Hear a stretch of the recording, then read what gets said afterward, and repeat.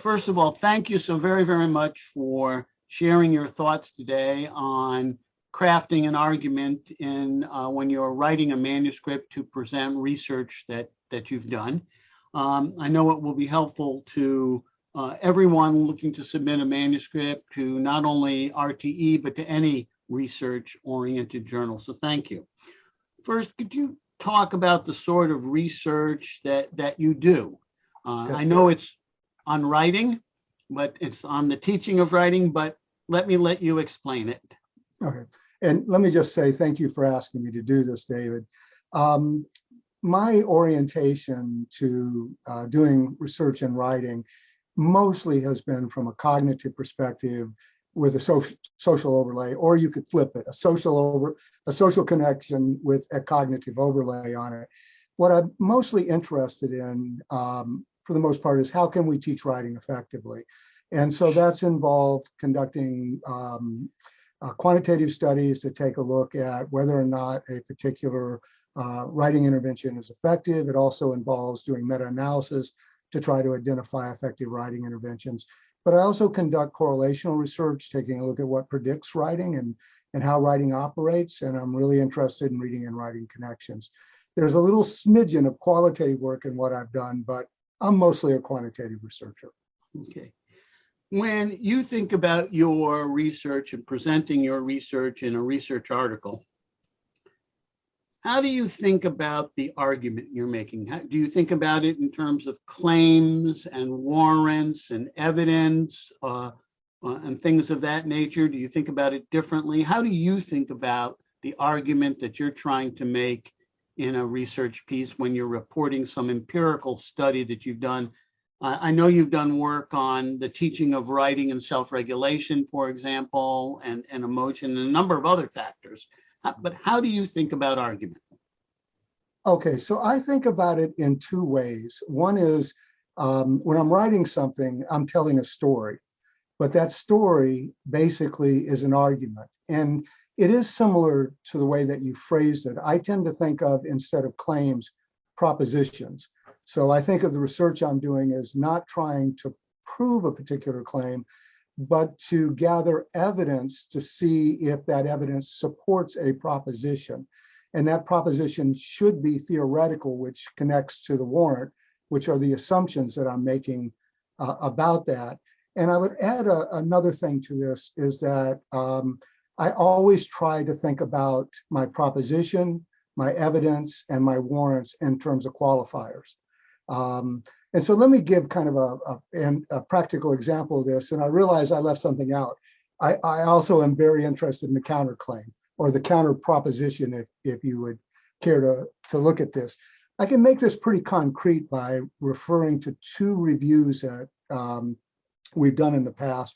One was a more traditional review where you review individual studies to see what they tell you about the proposition you're putting forward, and the other one was a meta-analysis.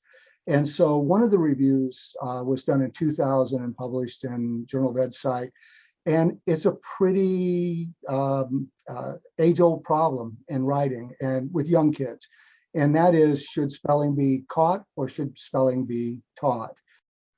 Doing that, we had to think about the various kinds of evidence, and I'll come back to that in a second, that would support that. But we also had to have a theoretical basis for considering this. And so we drew upon reading and writing connections theories to do that. I won't go into that, but that led us to think about the particular, that formed our assumptions, which led us to think about the types of evidence we'd look at. And that would be things, just to cite one or two of those, what happens when no spelling instruction is provided? Do students still develop as spellers? And what happens when you have them read a lot and have them write a lot? Do they also develop as spellers? Does their spelling improve as a result of engaging in reading and writing activities? More naturalistic approach. We also conducted another analysis that was the meta-analysis, and that was looking at the counter proposition. And the counter proposition would be, okay, what happens when you provide formal instruction? And again, we had a theoretical basis for doing that. And we looked at slightly different kinds of evidence then. We looked at, okay, you teach spelling, do kids get better at spellers? if you compare spelling instruction versus more natural approaches, what's the outcome? And when you provide more spelling instruction than less, is there a positive effect? Now, I'm not going to talk about, what the findings from that are, but that's the way that I would think about it. And then the qualifiers in each of these would be, okay, do these kind of propositions apply across age levels or grade levels? They may not apply the same for younger kids as they do for older, or vice versa. And if you're a kid who finds reading or writing or spelling challenging, they may not apply equally. So we look at it in terms of individual differences as well as the qualifiers. So that would be the way I would kind of approach it in terms of thinking about reviews, but that would also form how I think about this in terms of instructional studies we might conduct. That's very helpful. Thank you. And I like the terminology that you're using too, and how it parallels some of the traditional terminology and argumentation, but it's nuanced enough to address the sort of difference between making a rhetorical argument and making an educational research-based argument. And I think that's very helpful and thoughtful. And looking at your empirical studies, is there a particular empirical study that you've done or that you've done in collaboration with a colleague that you would say, here's one that I think would really help someone think about what the propositions are, what the warrants are, what the evidence is, qualifiers and counter propositions and so forth. I've read a number of yours. I know you have a number of empirical studies, a large number of them, and they deal with a number of issues. But I'm wondering if there's one that's of particular interest to you in highlighting for people who might be watching this video. Okay. A study that I would like to use to illustrate kind of our thinking in terms of developing an argument would be a study by Harris, Graham, and Mason in 2006 that was published in the American Educational Research Journal. And in this study, basically what we were interested in taking a look at, or at least one of the things, was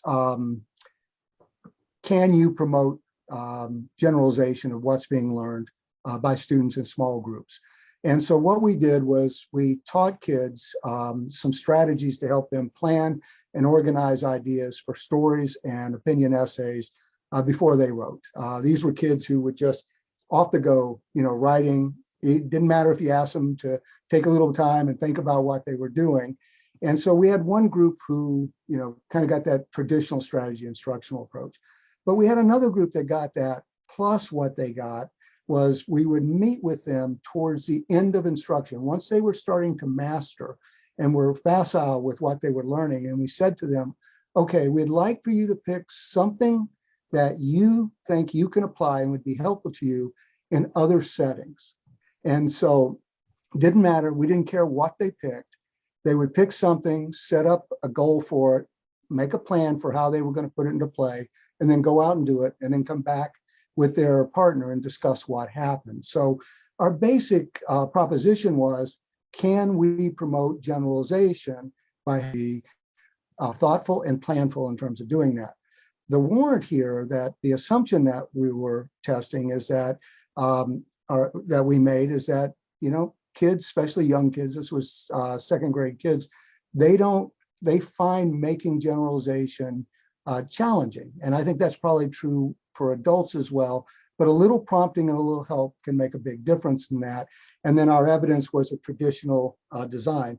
Now, there was a qualifier for this as well.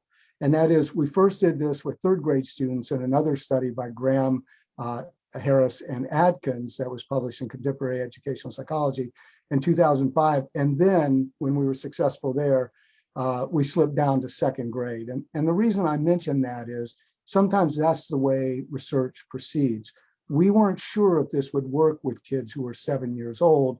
So we tried it initially with 8-year-olds and then moved down to 7. And I guess we never did this. We could have tried it with kids who were 6, but I think we took our, we felt good about where we were, and we decided that was probably enough.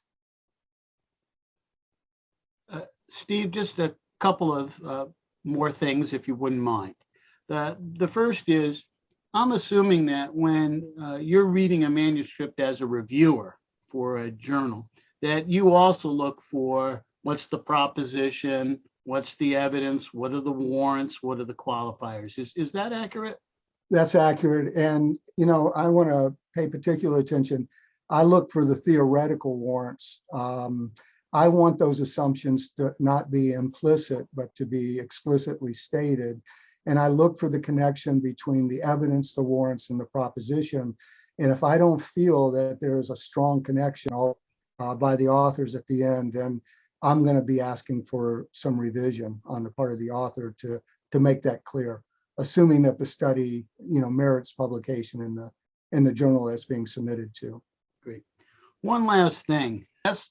Could I just ask you again about go long and go deep? I started my career about 33 years ago. I graduated from my doctoral program. And at the time, I wasn't sure if I was going to go back into being a teacher in the public schools, but I fell in love with scholarship. I was initially focused on reading research, and I realized my passion was writing. And so for the last 43 years, I've not deviated from that path. I've really, gone long in that sense. I've, studied any and every aspect of writing that's become of interest to me. And I've tried to connect with as many different writing researchers and scholars across the world. Now, what that's meant for me on a personal level is that I have a lot of time invested in this. And the more time you have invested, the more you learn, the more you grow, and the more motivating it becomes to do what you do.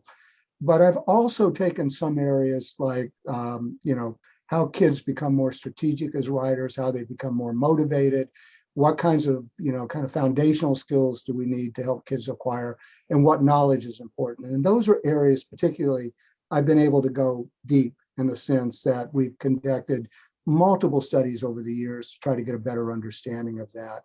And I'll tell you what that actually means for me is that when I talk to other people interested in writing, there's more that I can share, whether it's teachers or whether it's other researchers or whether it's just a guy you're sitting next to on the plane. It means that my story is a better story to tell, and it's a more enjoyable story for me to participate in. So I would encourage going as long as you can and going as deep as you can. I know that it's not going to be everybody's journey, but it sure worked well for me. Great. Well, thank you so very, very much. This has been extremely helpful and extremely interesting.